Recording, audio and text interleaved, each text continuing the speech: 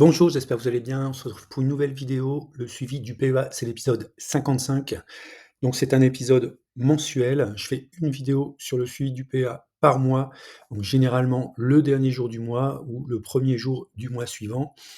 Donc mon PEA a bien évolué, il est actuellement valorisé à 167 499 € pour une plus-value de 36 846 €.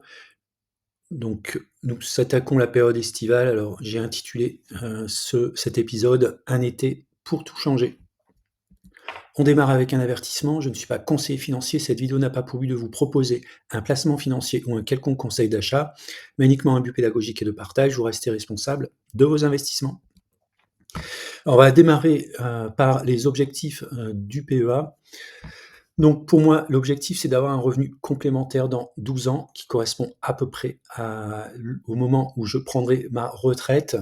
Alors je vous ai mis une simulation, donc j'ai une durée de placement de 15 ans avec un capital initial de 63 149 €.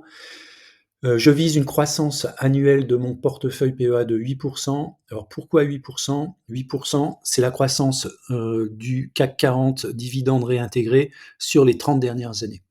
J'effectue, en tout cas, j'ai prévu dans ma simulation de faire un versement mensuel de 600 €.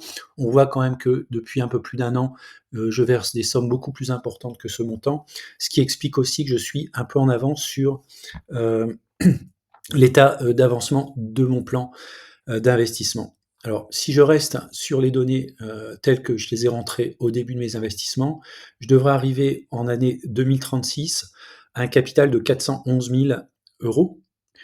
Donc l'idée, c'est quoi? C'est qu'à partir de la 16e année, c'est en 2037, mais j'espère bien avant, c'est de retirer 4% de ces 8% de croissance. Donc j'en extrais 4% que je me verse donc en revenus, ce qui donnerait 1 371 € brut par mois. Alors bien sûr, on ne peut pas savoir en 2036 quelle sera la fiscalité associée au retrait de l'argent du PEA. Il y aura sans doute une fiscalité entre 20 et 30%, peut-être un peu plus, on verra. Donc ça, c'est 1 371 brut par mois. Alors l'objectif aussi, c'est de dépasser largement ces montants, mais en tout cas, je suis resté très conservateur pour avoir plutôt une bonne surprise qu'une mauvaise surprise. Alors où est-ce que j'en suis? Donc c'est également un des éléments, que je vous invite à faire si vous lancez sur l'investissement à long terme. Eh bien, c'est de suivre au travers d'une courbe l'évolution de votre portefeuille dans le temps. Ce qui vous permet de savoir, par rapport aux décisions que vous prenez, que ce soit d'achat, de vente, de choix d'actifs, que ce soit des actions, des ETF, au sein de votre PEA, ça vous permet, de suivre dans le temps. Est-ce que vos stratégies et vos choix sont les bons? Ou du moins, est-ce qu'ils correspondent aux objectifs que vous souhaitez atteindre? En l'occurrence, ici, j'ai démarré en 2018 avec 16 000 €. Je suis actuellement à 167 500 €. Avec la plus-value 36 000 €, je suis un petit peu en avance, sur mon tableau de marche, puisque je devrais être, à cette époque, à 137 000 €. Donc j'ai à peu près, 30 000 € d'avance, qui correspond en grande partie au versement supérieur à 600 € que j'ai fait, mensuel. Alors avant de rentrer dans le détail du portefeuille, on va regarder le panorama des marchés. Donc le CAC 40 termine le mois sur une clôture à moins 0,33%. Donc par contre, sur la semaine, il est en hausse de 1,80%, de quasiment 4% depuis le 1er janvier. Et puis si on regarde un petit peu plus loin, sur 3 ans, 5 ans et 10 ans, on est quand même très largement positif, 3 ans 26%, 3 fois 8, 24, c'est à peu près ça, 8% par an. 5 ans, 55, on est plutôt sur du 9-10% si on fait les intérêts composés, et sur 10 ans par contre, 57%. Donc ça veut dire aussi que l'investissement sur le long terme, on peut connaître des périodes relativement défavorables. Donc il faut tenir le cap, il faut continuer à investir. Et si possible, lorsque les cours sont très élevés, pourquoi pas prendre des profits. Alors justement, par rapport aux droites de régression, on peut voir ici, ce sont les 30 dernières années sur le CAC 40, on peut voir qu'il y a eu des périodes où c'était utile de prendre des profits, par exemple la période liée à la bulle de spéculation sur les valeurs internet. On est allé au-delà des 2 sigma. Moi je dis souvent 2 sigma, c'est une zone qui est pour moi une zone d'alerte où il faut peut-être commencer à prendre des profits. On a retrouvé ici la zone entre 1 et 2 sigma en 2006-2007, et on est actuellement à 0,66 écart type. Donc ça veut dire que le CAC 40 n'est pas forcément dans une zone de surchauffe. On a encore une très belle marge de progression. Il pourrait tout à fait aller chercher les 10 000 points. Si on regarde maintenant le CAC 40 dividendes réintégrés, qui pour moi est un peu plus significatif que le CAC 40, puisque généralement on a, enfin en tout cas pour moi, qui possède des actions principalement grande capitalisation du CAC 40, ce sont dans la majorité des sociétés qui délivrent du dividende. Donc ça me paraît assez logique de prendre en compte en fait les dividendes réintégrés. On peut voir néanmoins que, alors là on a une vision plutôt à 15 ans, on peut voir que les deux sigma, on y a été quand même de manière régulière, mais aujourd'hui on n'est pas du tout en surchauffe, puisque vous pouvez regarder ici, on est à 0,02 écart type, donc pour un cours du CAC 40 dividende réintégré de 24 600 points, on a une valeur théorique de 24 647 points. Donc on est quand même en ligne avec une valeur moyenne en fait du CAC 40. Donc on n'est pas en zone, on va dire, d'inquiétude par rapport à un crack, ni en zone de sous-valorisation, bien sûr, du CAC 40 dividende réintégré. Ouais, on retrouve ici la croissance du modèle, 8,58%. Coefficient de corrélation 0,96, c'est-à-dire qu'il fluctue relativement peu par rapport à sa valeur moyenne. Donc je dirais pour un investisseur qui débute, qui n'a pas forcément envie de faire du stock picking et qui souhaite rester sur des valeurs, on va dire, françaises au sein d'un PEA, acheter un indice CAC 40 dividende réintégré, puisque ça sert à rien de se faire, comment dire, verser un dividende, dans le cadre du PEA, on peut choisir un dividende réintégré. Faire du DCA me paraît, tout à fait, cohérent, sauf, dans les périodes où le CAC 40 serait entre +1 et +2 sigma. Par contre, lorsqu'on est en dessous de la valeur théorique, faire du DCA a complètement du sens, puisque vraiment en moyenne, on a une croissance de 8,58%. Vous voyez ici les horizons, sur 3, 5 et 10 ans. Donc à 3 ans, 38%, à 5 ans, 80% et à 10 ans, 114%.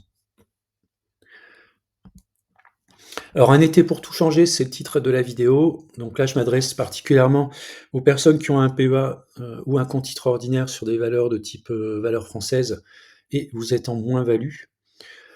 Eh bien, je pense que c'est peut-être le moment, l'été, pour essayer de réfléchir eh bien, à essayer d'adopter une nouvelle stratégie ou de mettre en place un plan qui vous permettrait de passer, on va dire, d'un portefeuille négatif vers un portefeuille positif. Alors, vous avez par exemple, au travers de l'abonnement en promotion Premium Plus, la possibilité par exemple d'avoir accès aux droits de régression. Moi, c'est un outil que j'utilise au quotidien, donc je pense que ça peut être un investissement intéressant pour vous. Alors n'hésitez pas aussi à aller dans la playlist de la chaîne. J'ai une playlist qui s'appelle Tutoriel. J'ai mis énormément de choses à l'intérieur, c'est gratuit, il suffit simplement de regarder les vidéos. Vous pouvez même prendre des notes au fur et à mesure des vidéos. Il y a l'essentiel, on va dire, de toute ma connaissance que j'ai mis au travers de ces vidéos. Et enfin, le dernier point, pour ceux qui prennent l'abonnement Premium Plus, vous avez la possibilité d'avoir un coaching par mail. Vous pouvez poser vos questions par mail. Alors, on va regarder maintenant la situation du PEA. Donc 167 499 € avec une plus-value de 36 846 €. Et depuis le début de l'année, j'ai touché 3 170 € de dividendes. Alors, l'approche de mon PEA n'est pas une approche dividende, c'est plutôt une approche croissance, avec une petite partie basée sur les dividendes, principalement autour de l'action Total Energy. L'effet marquant de la période, alors j'ai fait un apport de 5 200 € en 2 fois ce mois-ci. J'ai touché 1 000 € de coupons, donc c'était un mois très bénéfique en termes de versement de dividendes. Il n'y a pas eu énormément de transactions, on va le voir. J'ai fait 2 achats renforcement, j'ai rien vendu dans le cadre du PEA. Au niveau du swing trading, on va voir, j'ai fait une légère plus-value de 3 €, principalement sur les produits structurés, mais on va le voir juste après. Alors au niveau des coupons, donc j'ai touché des coupons des sociétés Legrand, FDJ, Essilor, Ruby et GTT pour des montants respectifs de 242, 127, 158, 440 et 65 €. Donc pour un total de 1 032,72 €. En termes d'achat, j'ai renforcé 2 actions. La première action, c'est LVMH.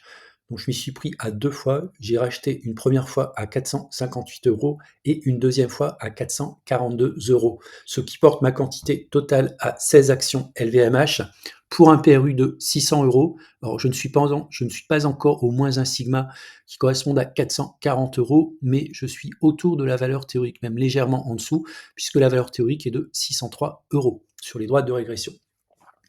Donc j'ai un PRU qui peut paraître élevé par les temps qui courent sur LVMH, mais il est, on va dire, ça correspond à un prix moyen sur les 30 dernières années. Alors LVMH, au cours actuel, vous avez 2,89% de rendement, bien sûr, si la société maintient son dividende, chose que je pense possible, et elle a un rendement par rapport à mon PRU de 2,17%. LVMH est un investissement de long terme, donc c'est une société que je vais conserver au sein de mon portefeuille PEA. Le deuxième renforcement, c'est Essilor Luxottica. Donc, j'ai également fait 2 achats. Une première fois, 2 actions à 241,80, puis ensuite 2 actions à 235,10. J'ai 44 actions avec un PRU qui a légèrement monté à 190,73 €. On a un rendement sur le cours actuel de 1,69 et sur le PRU de 2,07. C'est également un investissement de long terme. Donc on peut voir qu'avec un PRU de 190 €, je suis très largement en dessous des moins 1 sigma. Je suis même plutôt proche des moins 2 sigma. Donc j'ai un PRU qui me conforte par rapport au risque, en cas de crack, de conserver quand même de la plus-value sur la valeur Essilor Luxottica, ce qui n'est pas forcément le cas sur LVMH. Également, alors même s'il n'y a pas eu d'impact réellement dans le portefeuille, c'est l'attribution gratuite donc d'actions Interparfums, donc une action nouvelle pour 10 actions détenues. Alors, il n'y a pas vraiment d'impact direct, hormis que vous avez la même somme, mais avec 10% d'actions en plus, hein, puisque le prix a été ajusté en fonction de cette création de nouvelles actions. On est donc actuellement à un cours de 32,84 pour une valeur théorique de 50 €. C'est un titre qui a une très belle croissance moyenne de 14% par an, hors dividende, et actuellement des cours historiquement relativement bas. On peut même aller un petit peu plus bas, on pourrait viser 2 sigma à 27 €. Moi, à 27 €, je renforcerai très fortement sur Interparfums. Comme je communique de manière complètement transparente au niveau de mes portefeuilles, je vous mets ici la liste des opérations qui ont été effectuées au mois de juin. Vous allez voir ici les 2 versements de 2 600 €. Vous avez tous les coupons qui ont été touchés sur la période, également les achats qui ont été effectués. Alors maintenant, le swing trading sur produits complexes. Donc, alors au niveau du swing trading sur produits complexes, c'est-à-dire les turbos, donc c'est quelque chose que je partage également aux abonnés premium. Donc via une Google Sheet, vous avez accès à la fois à mes portefeuilles et puis toutes mes transactions que je fais au travers des turbos. Donc sur l'année 2025, je suis en plus-value de 806 €. J'ai effectué des ventes, très peu de ventes ce mois-ci, ce qui a généré une moins-value de 7,84 €. Je reste néanmoins par rapport au maximum, c'est-à-dire 4 000 € et j'ai investi au maximum depuis le début de l'année 3 800 €. J'ai, avec ces 800 € de plus-value, un rendement annuel de 20,87%. Alors pourquoi 4 000 € maximum alors que j'ai des portefeuilles qui sont relativement conséquents? Eh bien, je ne souhaite pas exposer mon risque aux produits structurés au-delà de 2% de mon portefeuille. Donc j'ai un peu plus de 200 000 €, on va dire, en portefeuille. Donc 2%, ça correspond à 4 000 €. Donc au pire, je suis prêt à perdre 4 000 €, mais pas plus. Donc au niveau des produits structurés, l'avantage aussi par rapport à des options, c'est qu'on ne peut pas perdre plus que ce qu'on a misé. Donc au pire, je peux perdre ce que j'ai engagé actuellement, 3 111 €, mais je ne peux pas perdre plus. Donc alors c'est 806 € comme on est sur un compte titre ordinaire, puisque vous ne pouvez pas loger l'achat de turbo sur un PEA, eh bien, elle va être, on va dire, imputée d'une flat tax de 30%, ce qui donne en réalité une plus-value nette de 564 €. Alors, le swing trading, je le fais également sur compte titre en achetant et en vendant des actions. Par exemple, ici, sur des actions américaines avec New Holding. Donc je vous mets ici les transactions d'achat et transactions de vente. Donc j'avais fait une relativement belle plus-value, qui m'a, coûté relativement «cher» entre guillemets, puisque entre l'achat et la vente, vous voyez par exemple j'ai acheté à, voilà, j'ai acheté autour des 12 € pour revendre à 13,40, c'est-à-dire un peu plus de, on va dire à peu près 12 de plus-value. Entre-temps donc, le dollar par rapport à l'euro s'est déprécié. Donc, forcément derrière, comme j'ai revendu en dollars et converti en euros, j'ai perdu 11,5 lié donc au change défavorable, ce qui m'a donné au final une faible plus-value, mais une plus-value de 10,90 €. Alors, pourquoi je suis sorti de NU Holding? C'était aussi, une opération d'allègement de lignes dans mon portefeuille compte titres ordinaire. Ça fait un petit moment que, le titre ne faisait pas grand-chose. J'en ai profité tout simplement pour le sortir. Alors si on garde donc la totalité des transactions, donc j'ai une plus-value ce mois-ci de 3 €, donc qui va venir en contribution, de l'ensemble des plus-values faites depuis le début de l'année, ce qui mène à 2 059,82 €. Donc c'est la plus-value, combinée donc du PEA, du compte titre ordinaire et du compte titre ordinaire sur les produits structurés. Alors gérer le niveau de risque, hein, effectivement, les droites de régression, je m'en sers à la fois pour analyser, mais je m'en sers également dans un tableau de bord. Donc j'ai constitué un tableau de bord où j'ai mis la colonne ici avec, les actions qui m'intéressent, donc les tickers, le cours des actions, donc le PRU, donc je vais rentrer le PRU par rapport au PRU que j'ai dans mon portefeuille. Donc si vous voyez des cases, blanches, c'est que je n'ai pas ces actions, en fait, en portefeuille. Si on prend un exemple, Ferrari, donc j'ai des actions Ferrari pour un PRU de 380 €. Ce que je vais mettre, c'est la valeur du moins 1 sigma sur les droites de régression, par exemple 393 €. Je vais prendre la croissance du modèle, je vais multiplier la valeur du moins 1 sigma par la croissance du modèle, ce qui me donnerait la valeur du moins 1 sigma dans 12 mois, que je multiplie à nouveau par la croissance, etc., pour connaître les moins 1 sigma dans les prochaines années. Bien sûr, compte tenu d'une croissance du modèle qui serait constante et liée effectivement au calcul sur les droites de régression. Donc on peut voir par exemple pour certaines actions comme Ferrari, je suis plutôt bien, j'ai un PRU qui est largement inférieur au moins 1 sigma dans 12 mois. Par contre, il est également inférieur au moins 1 sigma actuel. Donc typiquement Ferrari, en cas de baisse, je pourrais tout à fait renforcer, ça peut faire monter mon PRU, mais je resterai sans doute en dessous des moins 1 sigma. Alors pourquoi moins 1 sigma? Juste pour expliquer, pour ceux qui ont rejoint la chaîne relativement récemment, c'est quand vous regardez une distribution sur une droite de régression, quand vous avez une valeur qui est inférieure, un cours qui est inférieur à moins 1 sigma sur la droite de régression, ça n'arrive que dans 16% de la distribution. Donc ça veut dire qu'il y a 84% de chances pour que le titre repasse au-dessus des moins 1 sigma. Alors, c'est pas une vérité, comment dire? C'est une vérité, statistique. Donc ça veut pas dire que, si vous achetez aujourd'hui une action qui est par exemple à moins 2 sigma ou moins 3 sigma, que dans 6 mois, elle va repasser au-dessus des moins 1 sigma. Peut-être que si l'action est à moins 2 ou moins 3 sigma, c'est peut-être un signe avant-coureur que la société a des difficultés économiques et que peut-être elle va disparaître. Ça peut arriver, y compris sur des grosses capitalisations. Donc moi, j'essaye, avant d'appliquer ma méthode ici, liée aux droites de régression, je fais bien sûr une analyse des fondamentaux des entreprises pour ne sélectionner que les meilleures entreprises. Alors un autre exemple, qui est assez flagrant, c'est LVMH. Donc j'ai un prix de revient à 600 €.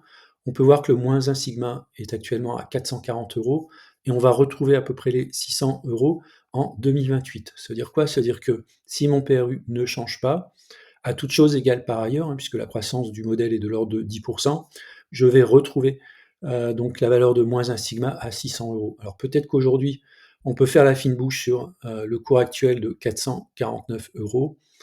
Mais en tout cas pour moi, 440 autour des 440 € me paraît, tout à fait intéressant. Alors c'est un avis personnel, pour commencer à renforcer sur LVMH. Je continuerai à le faire, notamment si le cours continue de baisser. Je pense que c'est une société de très bonne qualité.